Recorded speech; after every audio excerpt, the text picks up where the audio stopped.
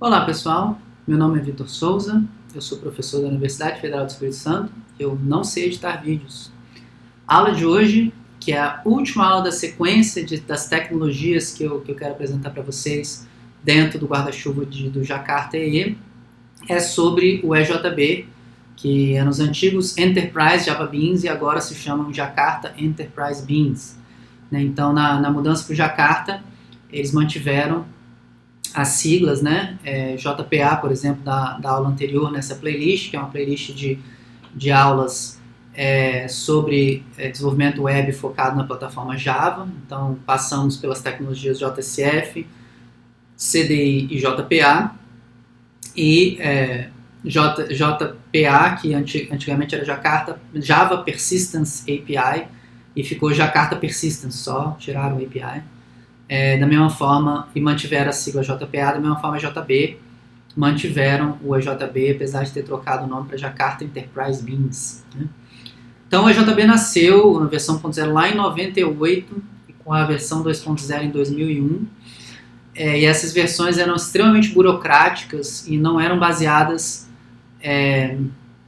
incluíam os Entity Enterprise Java Beans, que não eram baseados no mapeamento objeto-relacional, né, que ganhou muita força ao longo desses anos aí e acabou se tornando, junto com outros frameworks leves, né, eles consideravam que o Java EE, né, na época J2EE era o pesado, e os frameworks leves, como um framework web tipo Struts 2, uma injeção de dependência com Spring e um mapeamento objeto-relacional com Hibernate combinados, eles funcionariam melhor em cima de um servidor mais leve como Tomcat, e você fugia do padrão J2EE, e isso estava ganhando muita, nós falamos isso na introdução, né, ao desenvolvimento web Java, estava ganhando muita tração, muita atenção, e acabou que o padrão se rendeu à prática, né, e passou a partir de 2006, com o Enterprise Java Beans 3.0, passou a seguir essa padronização, trazendo CDI com injeção de dependência, JSF como framework web, e o Entity Beans foi jogado, na verdade, para o JPA fazer o mapeamento objeto-relacional, como vimos na última aula, na aula anterior aqui na playlist, né? E aí para 2019 isso foi dentro da versão 3.0, foi evoluindo 3.1, 3.2, e em 2019 eles fizeram a migração do código para a base da Eclipse Foundation, o Jakarta E8, e para o Jakarta E9, em 2020, tivemos a versão 4.0, que você pode ver as especificações aqui, o projeto dentro da Eclipse Foundation também aqui. Então esse é, como eu falei, o último da lista, mas definitivamente não é o menos importante. O EJB está no núcleo do Jakarta EE, né? E ele tenta trazer alguns benefícios, como simplificação de desenvolvimento de aplicações de larga escala e escaláveis, né? Alguns serviços de nível de sistema, eles são providos automaticamente para os EJBs, como por exemplo transações, né? Registro de logs, balanceamento de carga, persistência com JPA na verdade, controle de exceções e várias coisas. E o ciclo de vida dos EJBs é gerenciado pelo container, que também traz algumas vantagens, né, que eu vou deixar essas vantagens lá para o último slide, quando a gente fizer o fechamento dessa série de aprofundamentos na sopa de letrinhas do Jakarta EE, que eu gosto de chamar, que são essas tecnologias, né, que a gente vem apresentando, e esse é o último. A última aula desse aprofundamento. Então você divide os Enterprise Beans, né, os Jakarta Enterprise Beans, os EJBs, em três tipos, né, os beans de sessão, Session Beans, que podem ser com estado e sem estado, stateful ou stateless.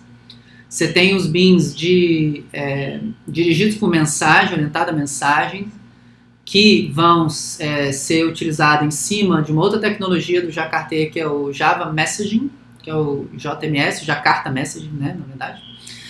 E aí tem um link, se vocês pegarem o slide, que vai estar disponível aí na descrição do vídeo, tem um link aí para vocês poderem ver a especificação do JMS, se quiserem. E os Entity Beans, que na verdade migraram lá para o JPA, então a gente talvez nem considere mais eles como parte dos Enterprise Beans, né, do Jakarta Enterprise, parte dos EJBs. Isso já está sendo resolvido pelo JPA com classes simples que simplesmente foram marcadas como entity, né? Então, na verdade, eles herdaram essa denominação de entity por causa dos Enterprise Java Beans antigos que tinham os entity beans, que eram esses elementos de domínio que faziam persistência, mas que uma ideia totalmente defasada e que não colou. Então, o mapeamento objeto relacional toma conta lá dos entity beans e a gente não vai falar mais, até porque vocês devem, quem assistiu aí na playlist, a aula do JPA é bastante longa.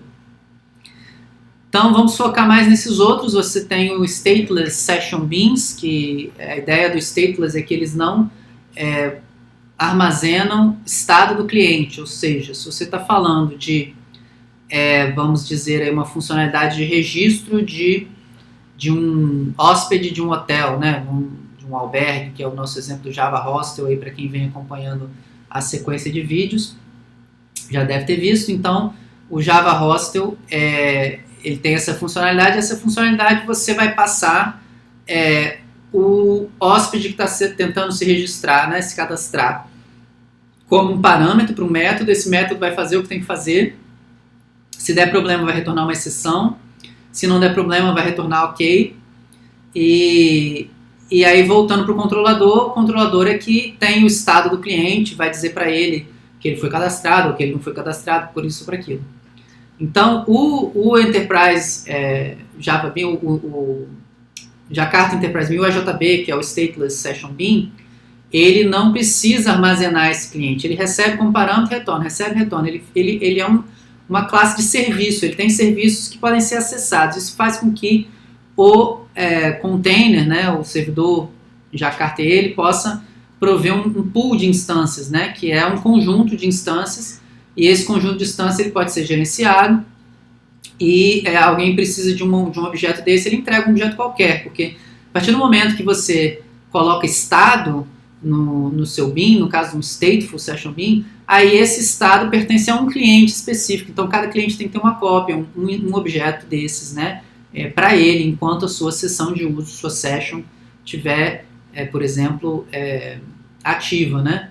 Então, se você pode, né, dentro de uma arquitetura, ficar com o seu estado ali no controlador JSF e o JSF só acessar serviços, os seus serviços podem ser feitos com Stateless Session Beans, né? Então, para criar um Stateless Session Beans, você cria uma interface que vai dizer quais são os métodos de negócio daquele Session Bean. Essa interface vai ser marcada com local, se você tem o cliente desse Session Bean também sendo implantado no mesmo servidor de aplicação. Então, no caso, um controlador do JSF, ele vai acessar esse Stateless Session Beans. E todos os dois estão no mesmo servidor Java. Então, ele é um cliente local. Se você quer que esse Stateless Session Bean seja acessado remotamente a partir de uma interface gráfica, um aplicativo mobile que está rodando em outra máquina e vai usar um protocolo de rede para fazer essa chamada de método remota, aí você vai marcar como remote. Então você cria uma classe implementando aquela interface e anota ela com stateless, e o cliente tem que ter a interface. No caso de um cliente remoto, você também tem que ter essa interface no jar, que ele vai importar lá na implementação dessa interface gráfica remota, aí, essa interface gráfica de janelas que a gente está supondo que existe. No caso do JSF, basta que ele importe, porque todos dois estão dentro do mesmo servidor, então basta que ele importe essa interface e faça referência a ela, né? Aqui um exemplinho de Remote Session Bean. Você tem uma interface chamada Library Session Bean Remote, e ela é marcada com Remote. Você pode adicionar livros nessa biblioteca, e você pode pegar a lista de livros da biblioteca. Então a classe que implementa é marcada com stateless, ela implementa a Library Session Bean Remote, ela chama Library Session Bean. Digamos que ela tem a conexão de dados e tem a implementação dos dois métodos lá que vão acessar um determinado banco de dados ou alguma mídia persistente. Lá no seu uso remoto, o que você vai ter? Você vai ter um arquivo de propriedades chamado Jindy Properties, porque o Jindy é um padrão bem antigo, é um dos primeiros padrões, né, desde os primórdios do Java Enterprise, né, que se chamava Java Project for the Enterprise, acho que era JPE, tem lá na parte de introdutória dessa playlist, eu já esqueci. O JIND é o Java Naming and Directory Interface. Então é um serviço de nomes e diretórios que você pode dar nome para as coisas. Então você configura aqui que você vai usar essa Naming Context Factory, que os seus pacotes estão dentro dessa estrutura aqui, JBoss Naming e JMP Interfaces, e esse exemplo foi tirado de um site, né? Então já foi configurado assim. E o provider é o localhost mesmo, e aí você consegue carregar esse properties e criar um initial context do JIND, no qual você pode fazer o que a gente chama de lookup. O lookup é quando você carrega o que o CDI faz pela gente quando a gente faz só as coisas no server-side. O lookup ele vai buscar, né? Ao invés de esperar que seja injetado, ele vai buscar uma coisa. Então essa sua interface remota, seu cliente remoto teria que fazer esse lookup, né, nesse caso. Isso aqui ele traria para você como se fosse um objeto que implementa essa Library Session Bean Remote, e tudo que você pede a ele manda pela rede e vai chegar lá no seu Session Bean que está no servidor, né? Então isso aqui teria que ser configurado direitinho, né, para que isso aqui é só um exemplo, para que isso funcione bem. E aqui eu chamo os métodos, né, de adicionar livro ou de listar os livros como se eu tivesse esse meu Session Bean localmente, mas na verdade isso aqui tudo está rodando num cliente standalone, né, longe do servidor, em outra máquina, o servidor está em outro IP na internet, e você está rodando isso como se você tivesse uma cópia do seu EJB remoto ali. Então, a ideia do Remote Session Bean, apesar desse início um pouco complicado aqui, é que a partir do momento que você consegue instanciar ele, você usa ele como se o objeto estivesse ali, abstraindo de toda a comunicação de rede que é feita automaticamente pelo Java, utilizando um protocolo específico, né? Então, no caso do Stateful Session Beans, a diferença é que ele preserva esse estado conversacional com clientes, né, que são atributos. Então você pode, por exemplo, querer fazer um Stateful Session Bean para o carrinho de compras do cliente, não controlar isso só na parte de apresentação, lá no controlador JCF, mas você quer que isso esteja controlado, inclusive na lógica de negócio, porque caso esse cliente desista da compra, quando ele voltar da próxima vez, você quer que esse carrinho ainda esteja ali, perguntar se ele quer continuar a comprar, está interessado naqueles produtos antes de limpar o carrinho, né? Então você pode querer que esses dados estejam do lado da lógica de negócio, depois acabem sendo salvos no banco de dados, mesmo que ele não efetue a compra.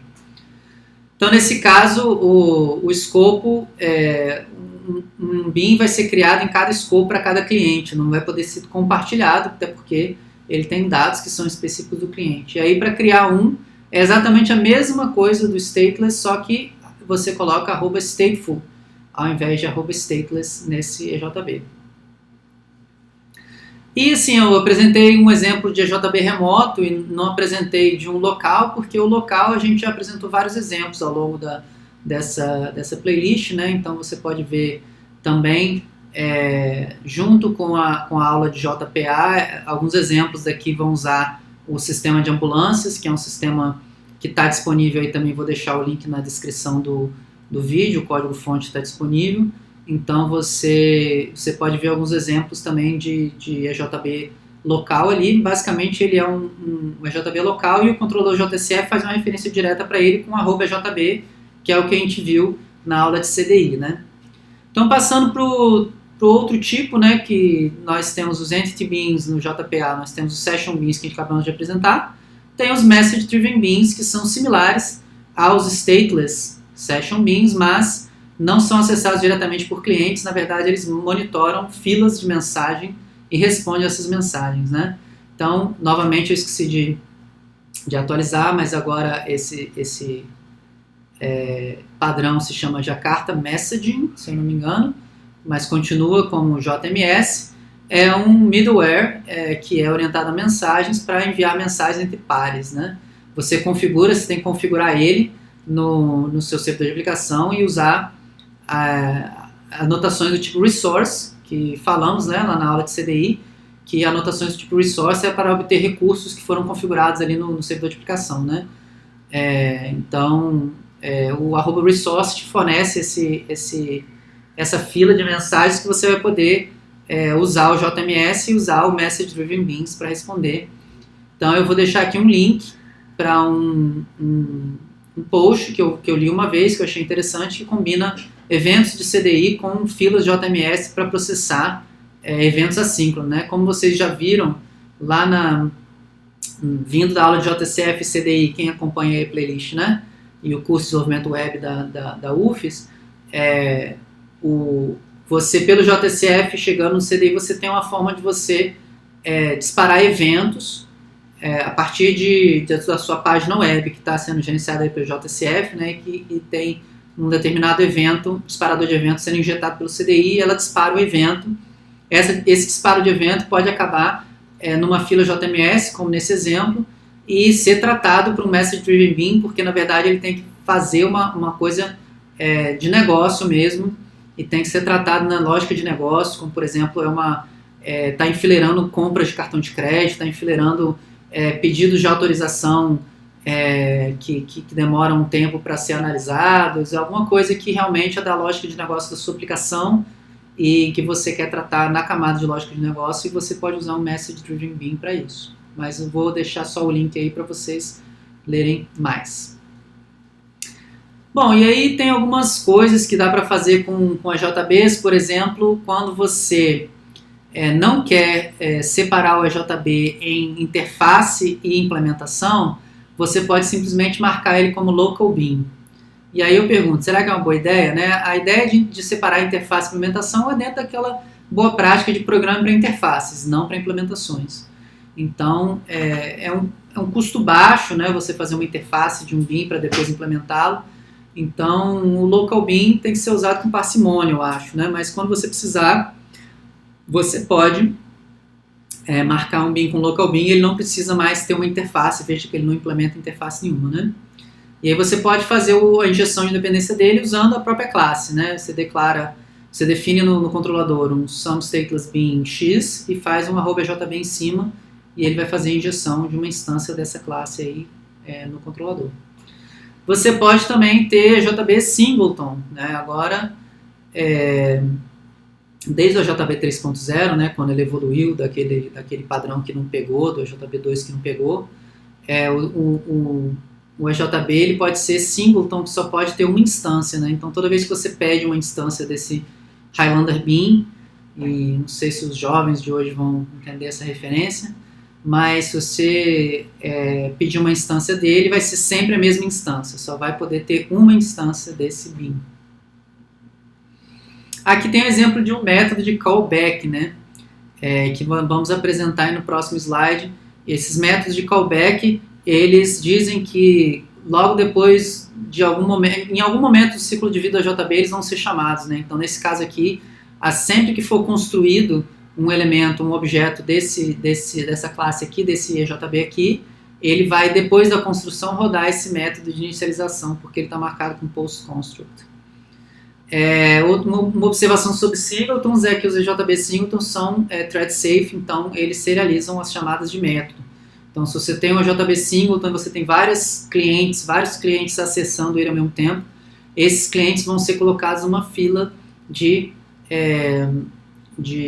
sincronia ali, do synchronized ali, de serialização de chamadas, e os que chegarem primeiro vão ser atendidos primeiro e os outros vão ficar esperando, e isso tem que ser ponderado se você realmente precisa de um singleton, né? Porque se você tivesse um pool de EJBs, vários clientes poderiam ser atendidos ao mesmo tempo. Falando dos métodos de callback, você tem, por exemplo, PostConstruct e PreDestroy para todos os beans, né? Então, depois que o bean é criado e antes de ser destruído. O PrePassivate e PostActivate, dentro daquela questão que eu mencionei na aula de CDI, quando uma coisa tem estado, né? Então, lá no CDI, um bean associado à sessão ou à conversação, ele tem que ficar em memória. E no caso de um stateful bean também, ele vai ficar em memória. um stateful bean, se ele estiver ocupando muita memória e o Java precisar liberar essa memória, ele vai pegar alguns que não estão sendo utilizados, de acordo com o algoritmo dele, e vai colocar eles em disco, serializá-los em disco e retomá-los quando for necessário. Então, é o processo que chama de passivação, passivation. Então, alguma coisa para rodar antes do passivation e uma coisa para rodar depois que eles são reativados. E os JPAs, não falamos disso na aula de JPA, que já está longa pra caramba, mas também tem, os Entity Beans também tem alguns métodos do ciclo de vida, né? Antes de persistir, depois de persistir, antes de remover, depois de remover, antes de update, depois de carregar. Os EJBs também, nós comentamos na aula de JPA sobre você usar o Java Transactions, né, que é outra sigla que mudou para Jakarta Transactions, né, antigamente era Java Transaction API, JTA, manteve JTA e agora se chama Jakarta Transactions. O Jakarta Transactions permite que você faça o controle de transações nos seus EJBs por demarcação, ou seja, com anotações. Então, por padrão, os métodos do EJB, os EJBs são usados para você fazer sua camada de lógica de negócio, né? Que chama de camada de aplicação, serviços da sua lógica de negócio.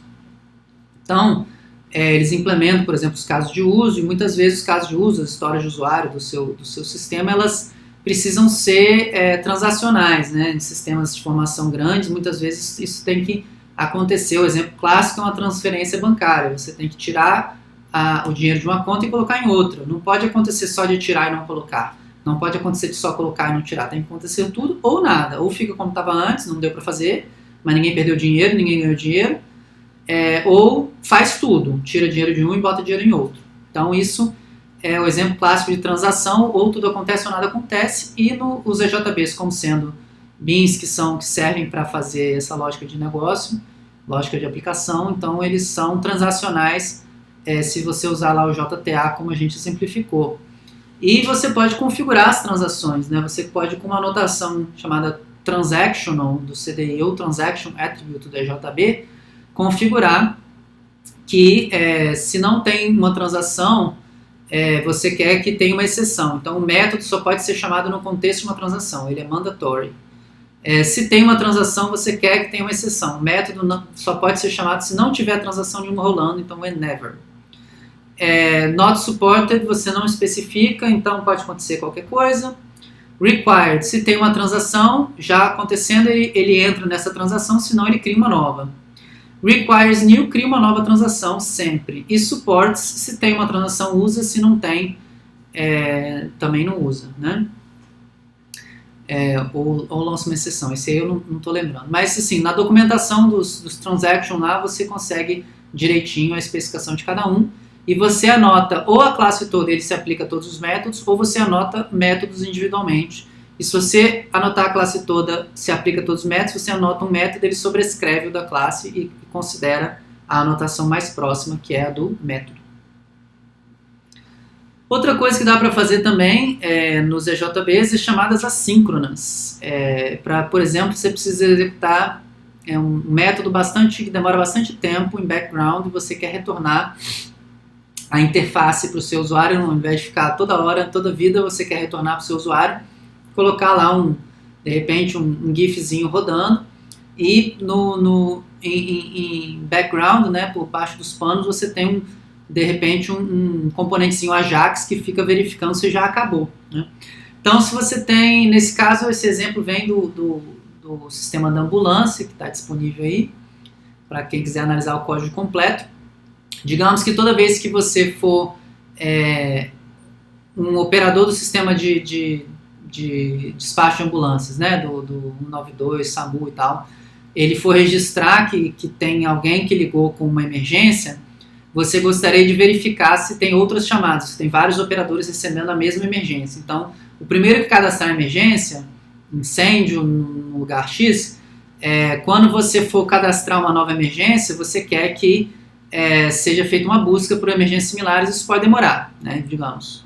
Então, quando você faz o cadastro da emergência e dá OK, ele imediatamente retorna para você continuar, mas em background ele fica verificando emergências similares, e se ele achar, ele te avisa, essa emergência já foi capturada por um colega operador seu e já foi despachada uma ambulância, não precisa despachar outra, né? Então, esse método de busca por chamadas similares, ele recebe uma chamada que foi pré-cadastrada e ele vai buscar e de repente pode fazer várias buscas, né? Busca por local da ocorrência, busca por tipo de ocorrência, busca pelo texto da descrição da ocorrência e etc. E depois faz uma análise de todas essas buscas, então é uma coisa que vai demorar um pouco para acontecer, né? Você não quer esperar que isso tudo aconteça antes que você retorne a interface gráfica para o seu usuário, a página web para o seu usuário. Então, como é que você faz uma chamada remota? São 3 mudanças. A primeira é colocar nesse método uma anotação de assíncrono. A segunda é que esse método não mais retorna uma lista de chamadas, que seria o retorno normal dentro desse domínio. Ele retorna uma lista de chamadas no futuro. Esse objeto futuro é como se fosse uma promessa, né? É uma promessa de que no futuro você vai ter uma lista de chamadas. E aí você pode ficar perguntando a esse objeto se ele já está pronto ou se ele não está pronto. E, no final das contas, você, na verdade, pega e retorna um resultado assíncrono, que é do mesmo tipo que você vai retornar aqui no objeto futuro, com o retorno que seria, né? Como esse método seria, se ele não fosse assíncrono, não teria essa anotação, o retorno seria lista de chamada, e aqui seria return similars, que é essa lista de chamadas que foi sendo construída aqui, e no final ele retorna simplesmente essa lista de chamada. Para ser assíncrono, então, coloca a anotação, coloca o tipo de retorno dentro de um future e coloca o seu retorno dentro de um new async result do mesmo tipo genérico do future. E isso faz com que, por exemplo, no controlador você consiga, ao chamar esse método, então aqui você tem o seu resultado como uma lista de chamadas no futuro.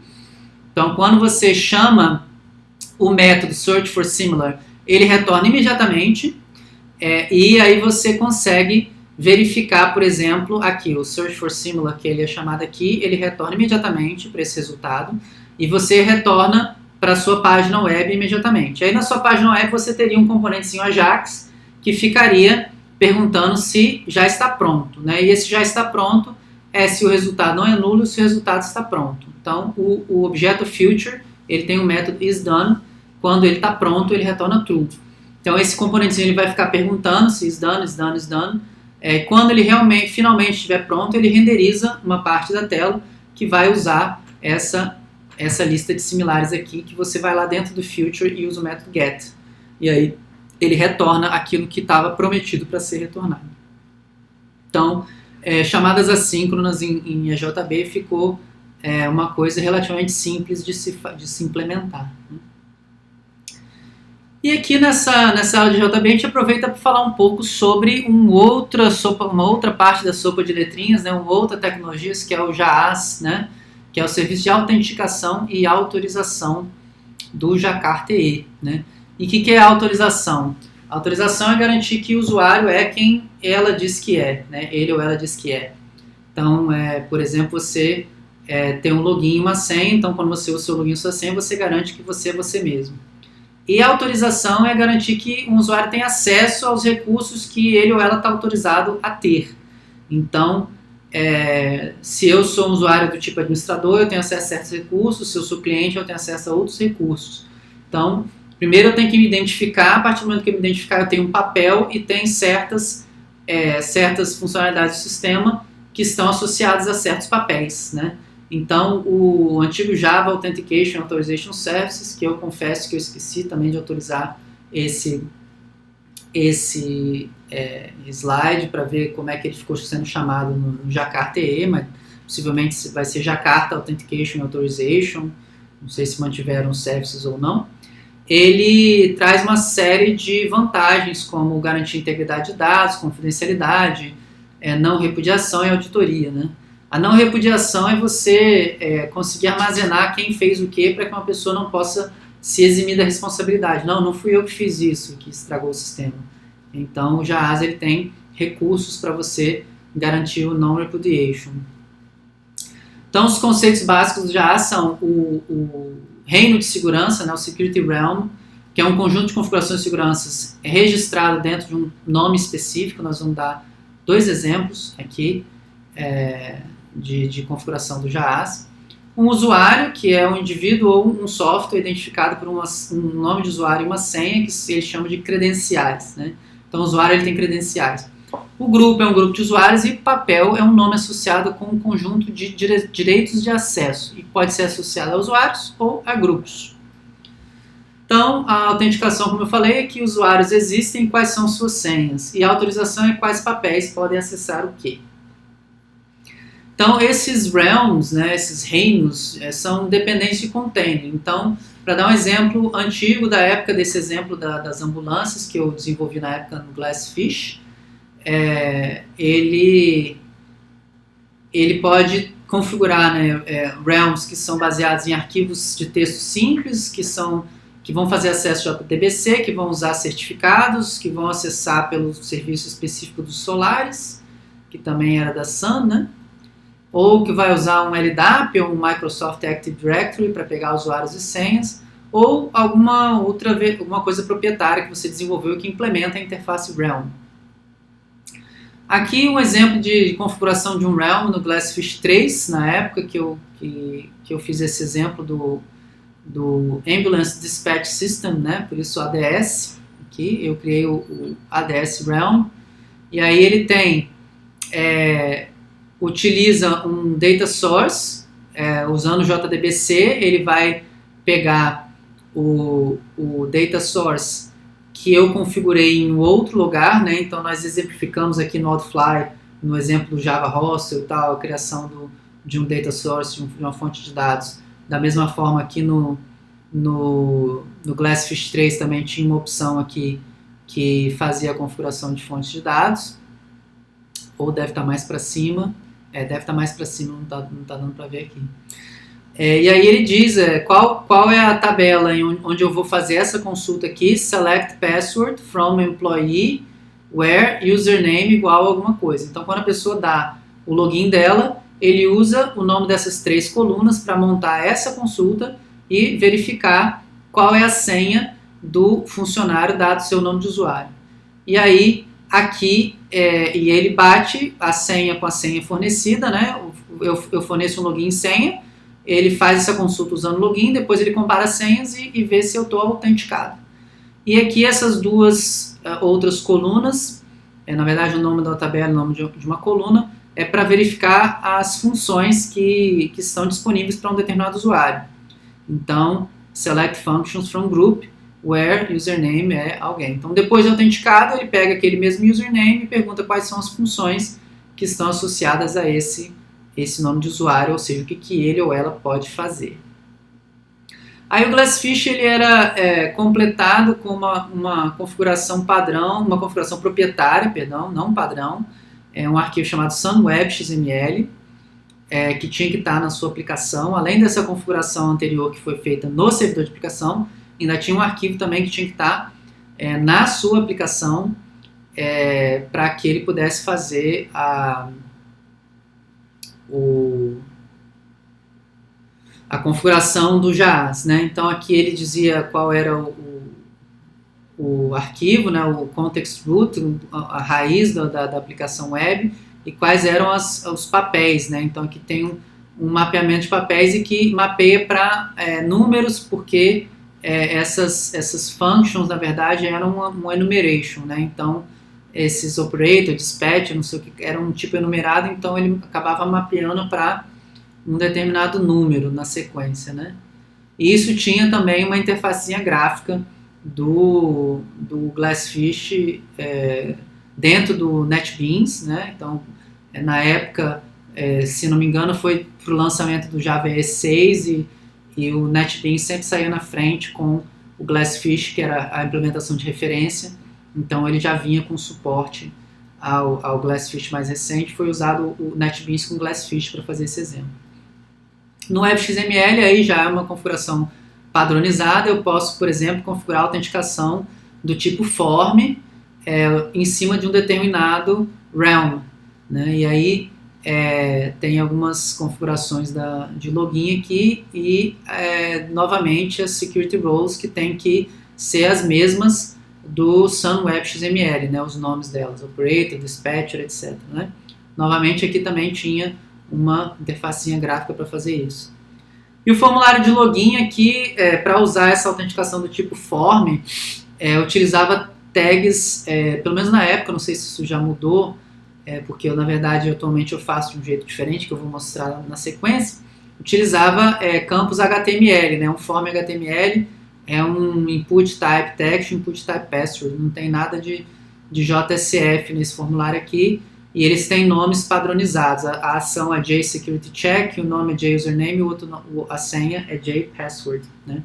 Então você tem que usar esses nomes, e ao submeter esse formulário, o JAAS cuida de tudo. No lado do servidor, né, você poderia ter um determinado item para verificar se o login do JAAS foi feito, se você quisesse fazer isso, né? Então você pedia para ser injetado um session context, e a partir desse session context você pegar quem é o principal. O principal é o usuário que está logado. Se for diferente de nulo, você verifica o nome dele, e se não for anonymous, você pode, por exemplo, buscar quem é o employee a partir do seu DAO, né? Que aí você vai chegar aí no login do seu lado, do lado da sua lógica de negócio, você recuperar quem é o usuário logado, que no caso é um funcionário, né? Então você vai lá no seu DAO e recupera pelo username que você puxou desse principal aqui, desde que não seja anonymous. O jeito que eu costumo fazer hoje em dia, eu não curto muito essa coisa desse formulário HTML jogando o controle para o JAAS, não. Eu prefiro que o controle chegue primeiro para mim, no JSF, e eu faça o login programático, né? Então, a minha aplicação é chamada primeiro, a minha lógica de negócio, o meu controlador pelo menos, e o JAAS é chamado programaticamente a partir do meu código, né? Eu prefiro fazer dessa forma. Então, ao invés de você ter o formulário HTML, eu vou ter o formulário JSF, vou fazer o binding, aqui a ligação desse campo de login com o atributo username de um bin de login controlador meu, que vai chamar o JAAS programaticamente. Aqui um exemplo do Marvin, vocês podem olhar lá no código do Marvin para olhar o código mais completamente, mas aqui essa parte é a parte que tem que estar na configuração do Outfly. No standalone XML do Outfly, você tem que localizar esse subsistema security, e note que não procure por security domains não, porque essa tag aparece em 2 subsistemas diferentes. Procure pelo subsistema security, esse número de versão que pode variar, mas procura pelo subsistema security. Aí dentro do security tem security domains, vai ter alguns domínios lá, você cria um novo. Então esse novo dá um nome para ele, Marvin, por exemplo, e dentro de Authentication tem um login módulo que vai fazer acesso pelo banco de dados. Aí ele vai ter um nome, que é aqui, na verdade, vai ter uma opção desse módulo que é o nome GIND, né, do data source, então DS é data source GIND name. Aí é o mesmo data source que a gente usou para configurar o JPA para o Marvin, tá? Então é acessado pela mesma fonte de dados. Aí uma outra opção é a Principal's Query, que você escreve direto aquela consulta que eu exemplifiquei no NetBeans. Você escreve ela direto e deixa uma lacuna que é onde ele vai colocar o username. Então ele vai preencher isso aqui com o login e você tem que retornar aqui a senha. Então select password from academic, que é o meu usuário principal no Marvin, sendo que o e-mail é o que foi informado pelo login, porque no Marvin se usa e-mail como login. E o roles query, que vai selecionar um nome fixo, esse string roles fica fixa como segundo atributo da tabela role juntando com o academic role, juntando com o acadêmico. Então, um acadêmico ele pode ter vários papéis, então tem uma relação de muitos para muitos, e eu tive que fazer 2 inner joins aqui para juntar o role com o academic role com o academic, e verificando que o e-mail do academic é o username que ele vai passar aqui, né? É o principal name que ele vai passar aqui, e eu seleciono o role name, né? Que role R, então r.name, eu seleciono o role name como o tipo de retorno aqui, e eu confesso que eu já esqueci, mas tem que ter aqui um segundo parâmetro que é fixo, roles. Eu, na verdade, deixo como dever de casa para vocês verificar o que significa esse segundo parâmetro aqui, porque ele pode ser também puxado do banco de dados, caso você tenha essa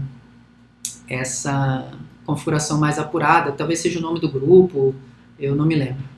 E aí outra coisa, outro dever de casa também para vocês é melhorar essa criptografia aqui, que novamente um exemplo didático, então eu usei uma criptografia didática. Eventualmente eu vou atualizar a criptografia do Marvin, caso ele seja usado na prática, né, de forma séria, para uma criptografia melhor, para que não seja tão facilmente quebrável. E ele faz o hash da senha com MD5, faz a codificação da criptografia com base 64. Tem criptografias melhores, sugiro que vocês procurem se informar. Então isso aqui é uma configuração de um realm, de um domínio de segurança dentro do WildFly. E aí eu consigo, confesso que eu esqueci de colocar nos slides aqui, peço perdão, mas tem um arquivinho específico também do JBoss, do WildFly, que eu vou ver se eu consigo recuperar da internet aqui, que aí de repente eu consigo mostrar para vocês.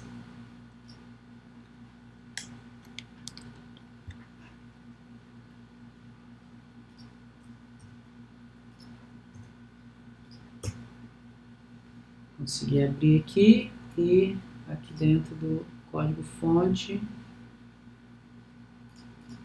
Deixa eu ver se eu consigo achar esse recurso de maneira fácil.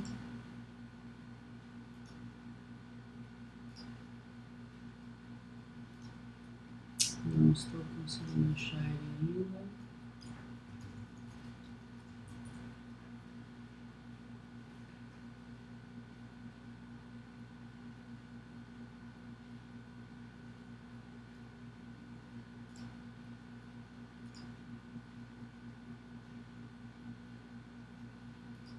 Não estou conseguindo achar.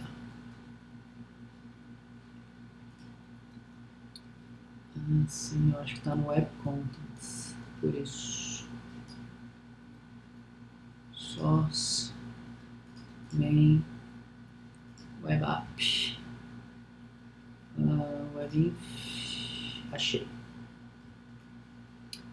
Tem também, antes de chegar nesse ponto aí que eu já demonstrei, tem esse arquivo aqui, que fica dentro da web, no caso do Marvin, ele está sendo gerenciado como aplicação Maven, então está como source main web app, mas aqui é a raiz da web. Tem o webinf, onde fica o web.xml, e tem também um JBoss web.xml, que eu esqueci de colocar nos slides. Esse JBoss web.xml, ele especifica qual é o seu security domain. Então, complementando aqui o que foi feito no standalone XML, esse arquivo faz com que o Marvin, toda essa aplicação web, esteja dentro desse security domain. Aí eu consigo fazer o meu login. Esse login, ele vai pegar aqueles e-mail e password que eu falei, né, anteriormente, que eu ia passar para um controlador, não está mostrando aqui porque não ia caber. E ele vai passar para um serviço de login, que é um EJB, para fazer o login do lado do Marvin, para eu saber se existe esse usuário, recuperar o usuário, que é o current user, né? E aí depois eu faço também o login do lado do JAAS, que a partir do meu objeto request, que eu pego ele a partir do faces context, current instance, pego o contexto externo e pego o request, que é um HTTP server request, e a partir do HTTP server request eu tenho métodos de logout e login. Então sempre que alguém pede fazer login, eu faço o logout para zerar o JAAS e faço o login usando e-mail e password. Então os dois têm que passar. Então aqui eu trato exceções de domínio e exceções do JAAS no meu controlador, e no final das contas, se os dois passarem, eu coloco quem é o usuário atual dentro desse atributo current user, desse controlador que é escopo de sessão. Então, uma tela de login, por exemplo, faria esse formulário, né, teria um input text, que é session controller e-mail, um outro que é session controller password, e o login é Session Controller Login,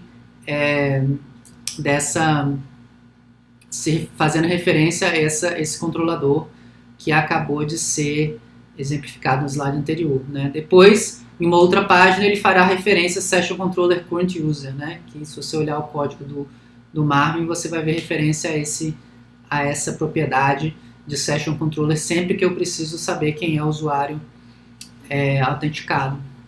Uma vez que eu fiz a autenticação com o JAAS, agora a autorização é feita com uma anotação chamada Roles Allowed. Então, voltando, por exemplo, da ambulância, se eu quero que o cadastro de ambulância seja feito só por administradores, então eu coloco Roles Allowed Admin em cima da classe. Então, aplica para todos os métodos. A mesma coisa das transações, aplica para todos os métodos da classe e você pode sobrescrever algum desses métodos colocando algum papel específico. De repente, outros usuários podem consultar as ambulâncias, mas não podem cadastrar as ambulâncias, né? Ele, na época, tinha uma limitação, que ele não conseguia se estender aos métodos herdados, caso você fizesse herança entre as JBs. Ele não funcionava, não sei se isso foi corrigido ou se pela especificação é para ser assim mesmo. E se você, eventualmente, consegue chamar um método desse e o usuário não tem aquela permissão, você recebe um EJB Access Exception. E aí você pode tratar essa exceção lá no JSF de uma maneira especial que se direciona para uma página dizendo que o acesso é negado, que a pessoa tem que contactar o suporte, alguma coisa desse tipo, né? Tem também as anotações Permit All e Deny All, se você quiser. Ninguém pode usar nada disso aqui ou todo mundo pode usar tudo. Você também tem como no Web App, no WebXML, você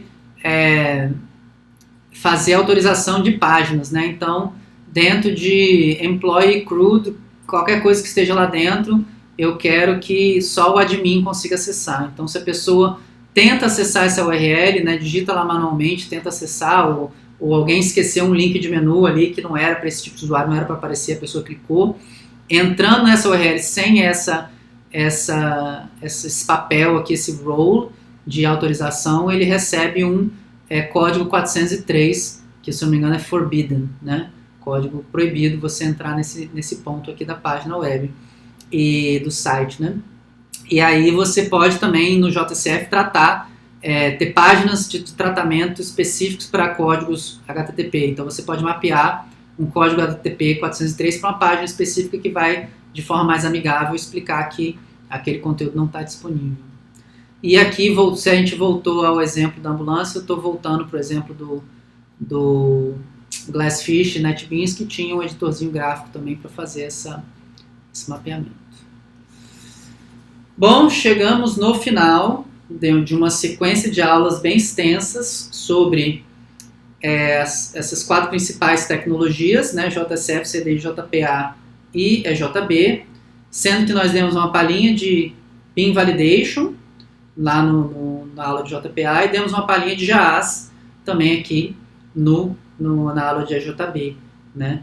E o título desse slide, né, isso é só uma visão geral e realmente tem muito mais que pode ser aprendido como sempre, né? Mas ao invés de dar direcionamentos do que pode ser aprendido, que vocês já viram, que é mais aprofundamento e a partir de um problema é que você vai buscar uma determinada solução dentro desse guarda-chuva, que é o Jakarta E, eu queria terminar com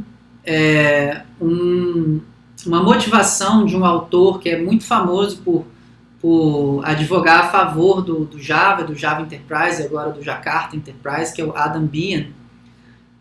Então, se você quiser ver vantagens do uso dessas tecnologias todas, você pode dar uma olhada no site dele, que vai ter várias coisas interessantes. E essa postagem específica que está aí no final aqui como source dessa lista, ela é uma postagem que ele escreveu com um exemplo super simples de você ter já uma aplicação Java EE6 com o mínimo possível. Você criar um EJB 3 com persistência dentro de uma aplicação com persistência feita por um JPA, né? Com uma aplicação super simples.